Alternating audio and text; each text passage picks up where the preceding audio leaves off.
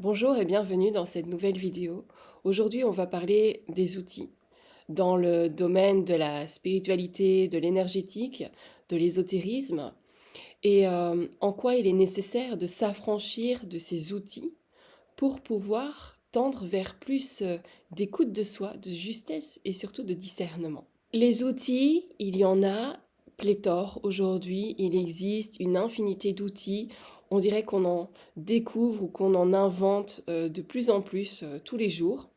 Alors, d'un côté, c'est bien, parce que ça nous ouvre à plein de possibilités, ça nous offre un large éventail de possibilités en termes de portes qui mènera à une ouverture d'éveil de conscience, donc c'est bien.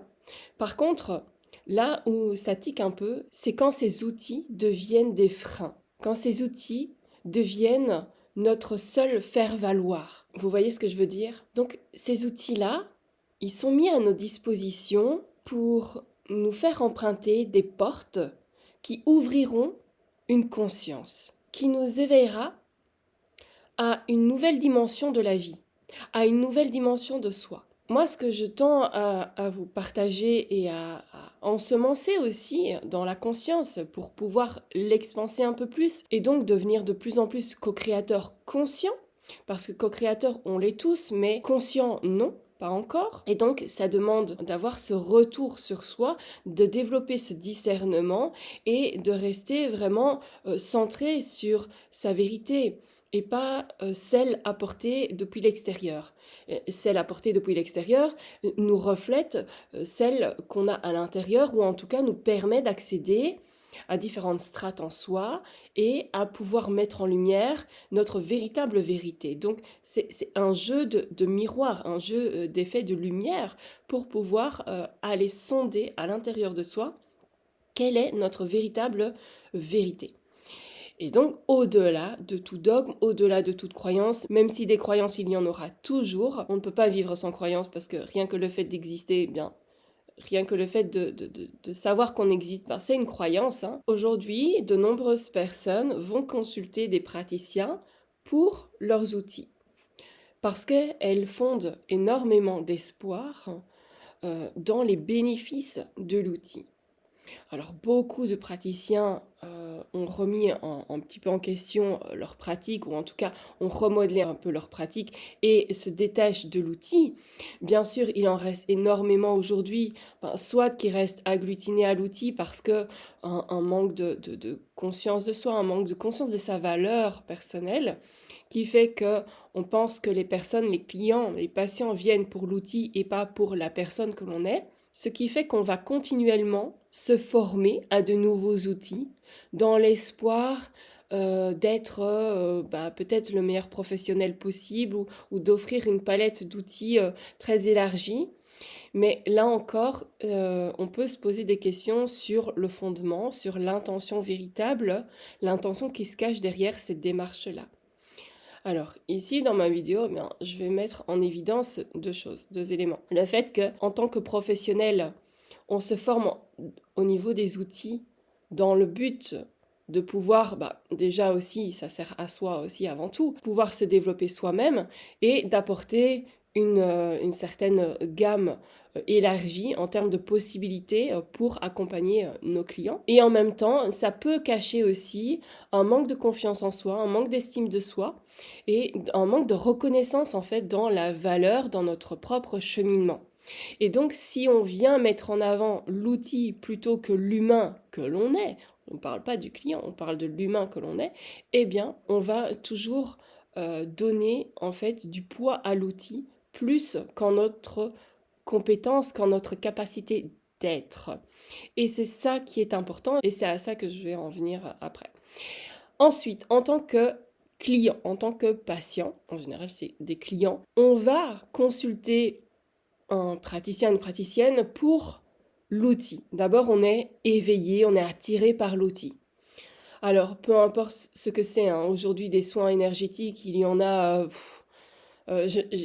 faudrait que je regarde un peu tout ce qui se fait, mais c'est vrai que il y a, par exemple, une émergence avec le Reiki, et puis, pouf, il y a plein de sous-branchements.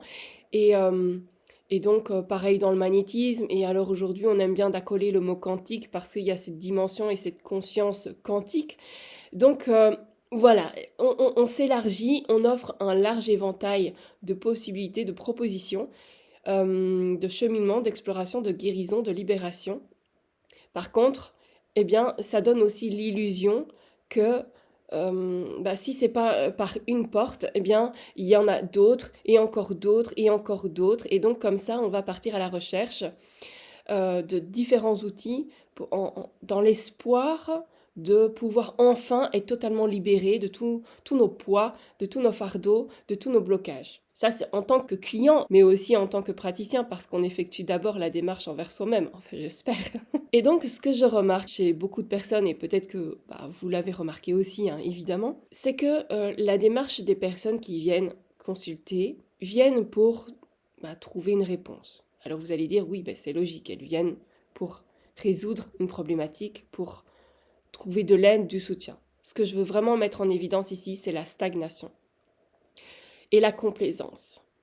Le fait que beaucoup trop de personnes se complaisent après dans une situation, pensent qu'elles sont sorties d'un cycle, d'un schéma, mais qu'elles sont rentrées dans une autre configuration. Et donc ces personnes-là vont pas effectuer, par exemple, le travail quotidien, qui n'est pas un travail colossal, mais c'est un travail d'observation de soi. Un travail qui amènera à la conscience de soi. Parce que si la personne continue d'aller consulter en vivant sa vie comme elle l'a toujours vécu et en se disant « Ah ben tiens, je fixe mon rendez-vous chez ma praticienne, chez mon praticien, peu importe le domaine, mais dans un outil spécifique. » Pas forcément une personne qui amène à une conscientisation globale, mais à un outil. Et qui remet tous ses espoirs dans l'outil parce que ça lui fait du bien, parce qu'à ce moment-là, cette personne-là rentre comme dans une bulle où elle se lâche, elle se vide, elle se détend. Et donc, elle se permet d'être plus vulnérable. Et en sortant du cabinet, on reprend en fait le rythme précédent. On reprend le rythme d'avant. On continue en fait son cheminement comme on a toujours fait. Mais ces rendez-vous ponctuels ou réguliers constituent des soupapes, comme des relâchements de pression. Et donc oui, ça procure énormément de bien sur le moment. Ça peut perdurer sur quelques jours, quelques semaines.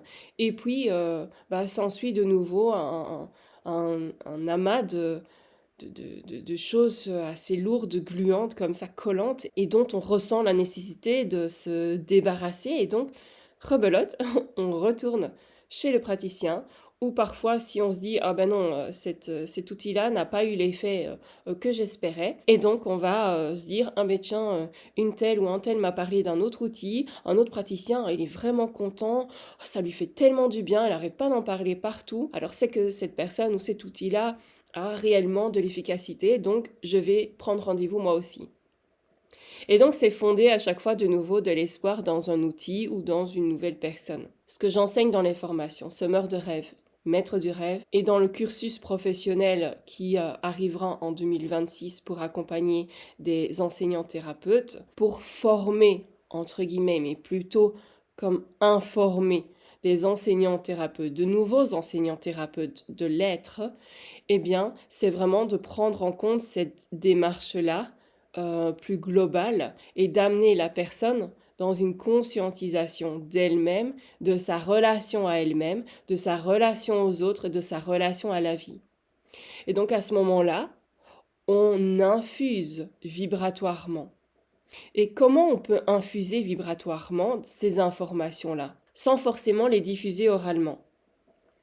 Eh bien, c'est en l'intégrant vibratoirement qu'on va pouvoir transmettre et ensemencer ces informations-là dans le champ vibratoire de la personne que l'on va accompagner. Et tout ça, ça demande quand même pas mal de connaissances de soi, une conscience de soi accrue et une connaissance aussi d'autres disciplines, du fonctionnement de l'humain et pas seulement de l'énergétique, et de tout un tas de choses subtiles aussi qui viennent influencer et impacter nos décisions, nos choix de vie, nos manières de vivre, etc. Certaines personnes vont être réfractaires au fait de se prendre en main, de se prendre en charge et de pouvoir développer une autre vision de leurs problématiques, de leurs blocages dans leur vie. Ces personnes-là vont être en résistance. Et donc, on ne va pas leur offrir les clés directement, elles ne les accepteront pas. Mais on peut l'accompagner avec son outil, en ayant cette conscience de soi, de ce qu'on apporte, de notre unicité, de notre potentiel, de ce que l'on permet aux autres de vivre et de ressentir dans notre spécificité.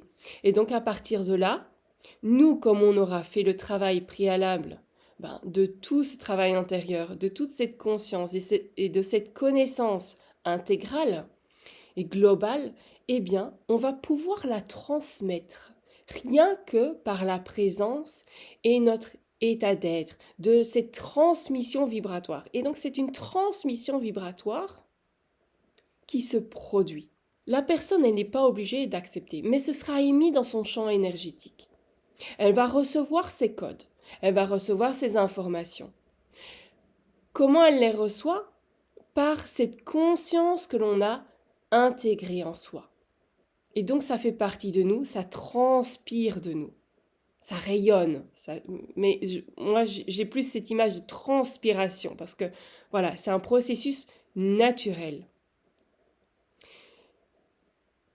Et cette personne-là va naviguer, va vraiment imaginer cette grande bulle autour de la personne avec plein de petites bulles d'informations ou comme des petites graines, des petites semences qui vont pouvoir germer ou pas en fonction de ses désirs, mais ce sera là parce que vous l'aurez transmis et pas dans une volonté de transmettre, mais juste parce que ça fait intégralement partie de vous. C'est inscrit dans votre champ vibratoire et donc automatiquement ça se transmet. Et si la personne vient vers vous, c'est parce qu'il y a une résonance, il y a une attirance vibratoire. Mais on n'est pas obligé d'accepter ces cadeaux, on va dire. C'est à nous de décider si on veut les garder ou pas, si on veut ouvrir, les déballer et voir ce qui se cache vraiment dans ces cadeaux-là. Donc la personne reste quand même libre de ses choix après, mais c'est inscrit. Et à son tour, elle peut transmettre aussi vibratoirement ces semences-là aux autres. Ça se fait vraiment à un niveau vibratoire, à un niveau subtil, donc c'est pas conscientisé. On peut, par toutes sortes d'investigations, de différentes investigations, découvrir comment nous est parvenue cette information-là, mais c'est hyper complexe et c'est pas nécessaire. Tout ça, c'est ce qu'on va voir et c'est ce qu'on va expérimenter. Ce sont des connaissances, des enseignements qui sont partagés dans mes formations et dans la formation professionnelle d'enseignant-thérapeute. Le petit slogan, la petite phrase d'accroche, c'est vraiment ce que je ressens et ce qui émane en fait de ce cursus-là, de cette création de nouveaux enseignants-thérapeutes. C'est plus pour diffuser une parole, mais plus, c'est même pas diffuser une parole, mais c'est plus diffuser une conscience d'être et un nouveau prototype de l'humain. Une nouvelle possibilité, mais qui doit être incarnée, qui doit être vraiment intégrée dans toutes nos cellules. Et c'est pour ça qu'on doit le vivre. Et donc, du coup, je n'ai pas dit ma petite phrase, c'est que les miracles se créent par votre seule présence. Et donc, c'est en cela qu'on va venir travailler, forger, former un peu votre être, votre vibration, votre fréquence, pour pouvoir, par votre seule présence, par le pouvoir du verbe, le pouvoir de l'intention, le pouvoir du sentiment, de pouvoir ensemencer vibratoirement de nouvelles possibilités, de libérer des codes, d'ouvrir des portes intérieures, de libérer des voix. Et des voix VOIX. Et c'est en cela que l'outil ne deviendra plus votre seul faire-valoir, ce sera vous qui vous êtes. Est-ce que vous avez envie de partager et de permettre d'enseigner, de transmettre aux autres? Et ça peut se passer de mots. Rien que dans l'intention, dans la présence intentionnelle, vous allez permettre vraiment une direction dans cet accompagnement. Et ça demande d'asseoir cette foi et cette sécurité intérieure en soi pour pouvoir être sûr de ce que l'on porte en soi, de notre message, de notre vérité, de ce qui est important, de ce qu'on est venu transmettre au monde d'une manière ou d'une autre. Et donc, à ce moment-là, l'outil devient juste un support pour éclairer un autre point de vue, pour éclairer une zone peut-être qui était hors de notre portée à un moment donné, mais à un moment donné, vous n'aurez plus besoin de l'outil. Parce qu'il y a comme une rencontre qui se crée, une synergie, une co-création, consciente et inconsciente aussi, parce que ça joue aussi sur nos inconscients. Enfin, nous aussi, on agit sur l'inconscient de l'autre, évidemment. Et donc, à ce moment-là, on ne sait pas trop ce qui va se créer. Mais on ensemence une possibilité, un cadeau, on offre un cadeau, des semences. On sème des graines, consciemment et vibratoirement. Donc consciemment dans le sens qu'on va apporter peut-être des éléments à la conscience de l'autre. Et en même temps, il y a ce travail vibratoire, donc subtil, invisible, qui se passe au niveau de l'intention. Et en fonction aussi de ce travail que l'on aura effectué au niveau vibratoire, dans notre champ vibratoire. Et ça demande à se déployer. Et pour moi, c'est vraiment l'accompagnement du futur. Et je rêve de voir plein d'enseignants thérapeutes. Et ce mot thérapeute me dérange parce que je pense que dans les années à venir, on n'aura plus besoin de thérapeutes, plus besoin d'accompagnants comme ça parce qu'on sera tous accompagnants les uns des autres. Les connaissances sont largement diffusées, ce qui fait qu'aujourd'hui, les gens sont au courant de beaucoup de choses. Mais c'est juste qu'on va accompagner à un niveau différent, plus profond. Et bien sûr que tout le monde n'entamera pas ce chemin-là, parce qu'on n'est pas venu pour expérimenter la même chose au même rythme, au même moment.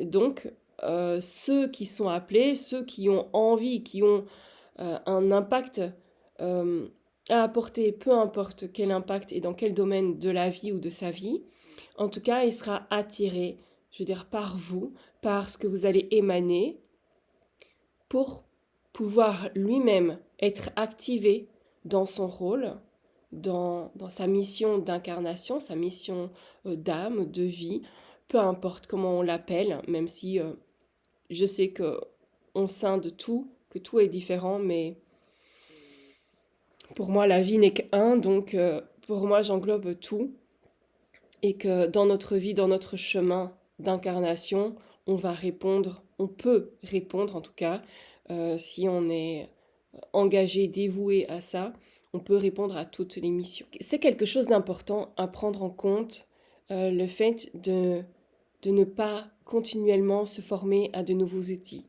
Ici, je regarde un petit peu les salles en location, dans des centres, soit de formation, dans des regroupements de thérapeutes, de professionnels. Et il y en a qui recherchent des formateurs pour former tel ou tel outil, telle discipline. Mais j'en vois jamais qui invitent en fait à des enseignements de conscience de soi. Et j'aurais très envie de créer ça localement, mais je ne crois pas que ce soit dans la demande actuelle. Donc ce serait encore une fois peut-être considéré comme un échec ou vécu comme voilà, une grande frustration parce que on n'en est pas rendu là actuellement. Ça reste un désir et dans ma vision à long terme, mais en tout cas là localement, je ne me vois pas le faire, le proposer. même s'il y aurait une nécessité, mais ça demande quand même des gens qui s'y intéressent. Donc ce n'est pas dans la demande actuelle. La demande actuelle, elle est faite dans les outils, dans la formation d'outils spécifiques, parce que les gens vont vouloir se reconvertir à travers un outil et donc proposer cet outil-là, mais il manque énormément de dimensions dans l'accompagnement de la personne, dans l'accompagnement de l'être total global de la personne. Et donc c'est tout ça que moi je veux offrir dans la formation d'enseignant-thérapeute, et ça demande une certaine préparation, donc c'est pour ça que le cursus est sur 2 ans, il commencera en 2026. Et au préalable, il y a la nécessité de se former, de recevoir les enseignements de semeur de rêve et de maître du rêve pour pouvoir accéder à cette formation sur 2 ans d'enseignant-thérapeute. Car aujourd'hui, beaucoup de personnes se forment sur une journée, un week-end ou 2, 3 week-ends à une formation et deviennent professionnels de l'accompagnement sans avoir reçu suffisamment de bagages, de connaissances. Et c'est nécessaire, c'est vraiment nécessaire pour vraiment bien accompagner la personne dans la compréhension de son cheminement, dans la compréhension de son contexte de vie, de son environnement, de ses capacités, tout en connectant son potentiel et en le miroitant. Donc c'est vraiment très complexe et on ne peut pas non plus se dire d'accompagner efficacement une personne dans la justesse de son cheminement à elle. Ça peut aider, oui, bien sûr que ça aide, ça procure un soulagement, ça procure une aide ponctuelle, mais c'est une aide ponctuelle. Et bien sûr, c'est ça qui est paradoxal, c'est que on en a besoin et en même temps c'est limitant quand même. Euh, et tout le monde ne doit pas non plus, même si on est attiré par un outil, tout le monde ne doit pas non plus être professionnel de l'accompagnement. Ce n'est pas tous notre rôle.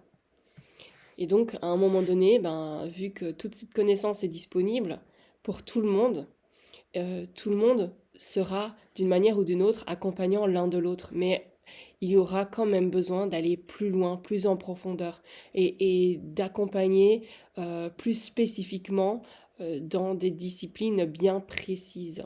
Voilà, dans des aspects de la vie, du fonctionnement de la vie, du fonctionnement de l'être humain, de façon bien spécifique. J'espère que cette vidéo vous aura un peu éclairé ou alors fait prendre conscience de cette problématique-là. Mais si vous utilisez un outil que vous le mettez sans cesse en avant, regardez un petit peu le manque de considération peut-être que vous avez pour vous-même, le manque de valeur que vous avez envers vous-même, ce que vous ne vous attribuez pas. Donc c'est important de remettre les choses à leur juste place et de vous remettre au centre en fait de votre activité, de votre accompagnement, de ce que vous permettez aux autres de vivre, de libérer, de guérir par vous qui vous êtes et que vous pouvez apporter encore une plus grande profondeur, une plus grande subtilité dans vos accompagnements. Ce n'était pas forcément destiné aux accompagnants, mais voilà, c'est ce qui en ressort, donc c'est ce qui devait être dit. Et si vous souhaitez en savoir plus sur ma vision à ce propos, vous pouvez retrouver un article que j'ai écrit il y a quelques années, Les outils au service de l'homme ou l'homme au service de ses outils. Vous le retrouverez en description. Voilà, moi je vous dis à bientôt pour une nouvelle vidéo.